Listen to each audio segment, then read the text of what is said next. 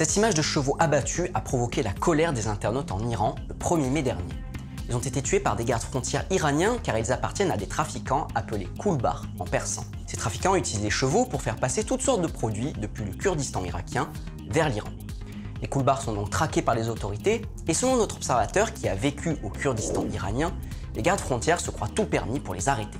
Attention, certaines images que vous allez voir peuvent heurter les personnes les plus sensibles.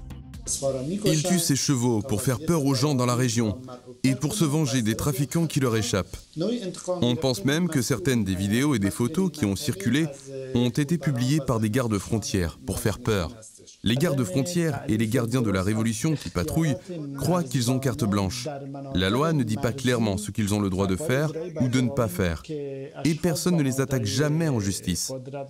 Parfois aussi, les chevaux ne sont pas tués, mais revendus au marché. Et ce sont les kulbars qui les rachètent. Parfois, les autorités iraniennes n'hésitent pas à tuer aussi les trafiquants, comme ce fut le cas en mars dernier. Mais pour les kulbars, la revente des produits irakiens achetés moins cher qu'en Iran, c'est une opportunité économique dans leur région, une des plus pauvres d'Iran. Les gens trafiquent de tout, du tabac et de l'alcool notamment.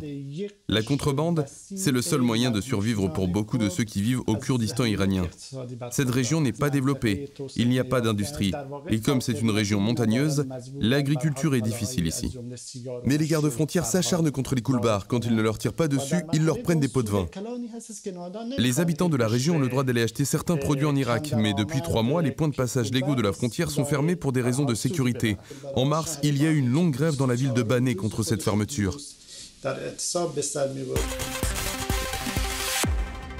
Les intox ou fausses informations, nous y sommes tous confrontés.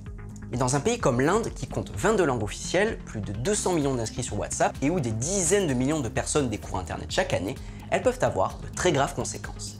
Jancy Jacob travaille pour Boom, un média indien spécialisé dans la vérification des faits, et il tente de lutter contre la diffusion des fausses informations. Au sud de l'Inde, dans l'état du Tamil Nadu, des messages circulaient sur WhatsApp début mai. J'ai encore ce message audio dans mon téléphone. Écoutez-le.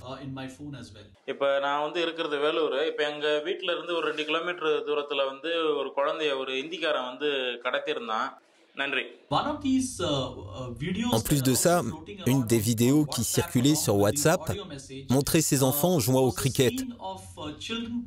On voit ensuite arriver des hommes sur une moto. Ils prennent un enfant et repartent avec. Puis c'est la confusion parmi les enfants. Mais il n'y a rien de vrai dans ces messages.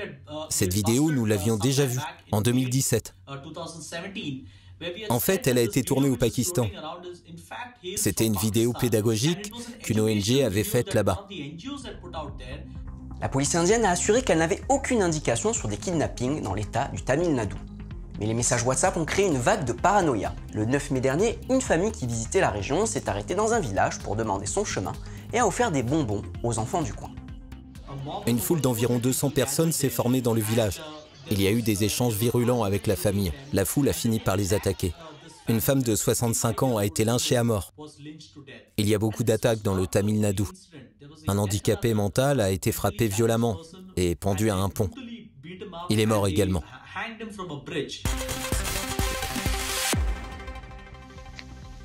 Vous voyez que tout est sec ici. Ces images ont été tournées au lac du barrage de la Loka, à quelques kilomètres de la ville de Bouaké, en Côte d'Ivoire. Depuis début avril, ce lac est quasiment vide, en partie à cause d'une forte sécheresse. Et comme ce lac fournit habituellement 70% de l'eau consommée en ville, les habitants sont donc touchés par une pénurie d'eau sans précédent. Notre observateur Raphaël Nguessan, qui a tourné ces images, explique comment il se débrouille pour se ravitailler. 3 quarts de la population souffre de la crise d'eau à Bouaké. Il y a le quartier Air France qui est alimenté par le petit barrage qui est fourni en eau. Mais ces derniers jours, on constate des coupures dans ce quartier. Pour avoir de l'eau, je vais justement dans le quartier Air France où il y a un ami qui me donne de l'eau. Il y a aussi le lycée TSF où il y a une fontaine. Voici l'eau qui coule ici au robinet, au lycée TSF de Bouaké. Nous sommes au quartier Air France. Oui. Le lycée qui serait le lieu d'approvisionnement de plusieurs personnes. Pour avoir aussi de l'eau, j'attends patiemment quand il pleut. Quand je vois qu'il y a la pluie, je fais des dispositions rapidement. C'est bien pour recueillir de l'eau de pluie, pour la lessive, les toilettes. Beaucoup d'habitants récupèrent également de l'eau dans des puits, dans des petites rivières voisines ou dans des marécages. Certains se rendent dans les villages environnants où il y a des pompes à eau. Ceux qui ont les moyens achètent de l'eau en bouteille. Mais tous doivent revoir leur façon de consommer de l'eau au quotidien. Pour me laver, pour faire la cuisine, tout est rationné en ce moment. Avant, je me lavais avec 3 litres d'eau. Aujourd'hui, c'est avec 1,5 litre d'eau. Se laver aujourd'hui 3 fois par jour, c'est un luxe. Il faut craindre des maladies de peau ou des épidémies, notamment le choléra. Les gens ne cherchent même pas à savoir l'origine ou la qualité même de l'eau qu'ils utilisent. Début mai, la Banque mondiale a annoncé qu'elle appuierait le gouvernement ivoirien à hauteur de 7,5 millions d'euros pour accélérer la mise en œuvre de solutions d'urgence. Voilà, c'est fini pour cette semaine. Vous avez été témoin de quelque chose près de chez vous, vous voulez nous en parler, n'hésitez pas, tous nos contacts, mail, Facebook et même WhatsApp s'affichent à l'écran. Il me reste à remercier le Mob Hotel de nous avoir accueillis dans ses locaux à Saint-Ouen et à vous dire à très vite pour la prochaine émission des Observateurs de France 24.